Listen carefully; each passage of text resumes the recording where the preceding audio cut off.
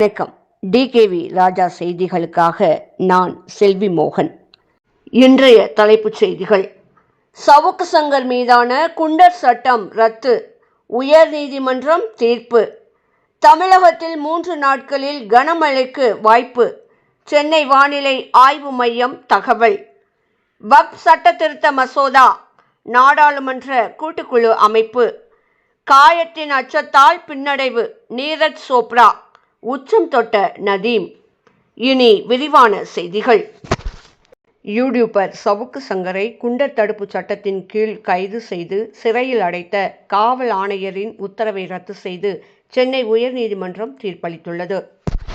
இந்திய வங்கதேச எல்லையில் நிலைமையை கண்காணிக்க எல்லை பாதுகாப்பு படை அதிகாரி தலைமையில் 5 பேர் கொண்ட குழுவை மத்திய அரசு அமைத்துள்ளதாக மத்திய உள்துறை அமைச்சர் அமித்ஷா தெரிவித்துள்ளார். மக்களவையில் வியாழக்கிழமை அறிமுகம் செய்யப்பட்ட வக்ஃப் வாரிய சட்ட திருத்த மசோதாவை ஆய்வு செய்ய 21 பேர் கொண்ட நாடாளுமன்ற கூட்டுக்குழு வெள்ளிக்கிழமை அமைக்கப்பட்டுள்ளது. இந்த குழுவில் மக்களவை உறுப்பினர்கள் 21 பேரும் மாநிலங்களவை உறுப்பினர்கள் 10 பேரும் இடம்பெற்றுள்ளனர். பாரிஸ் ஒலிம்பிக் போட்டியின் இறுதிச் சுற்றில் வெள்ளிப்பதக்கம் வென்ற இந்திய வீரர் நீரஜ் சோப்ரா தனது காயத்தின் மீதான கவனச்சிதறல் காரணமாகவே சிறப்பாக செயல்பட முடியாமல் போனதாக தெரிவித்துள்ளார்.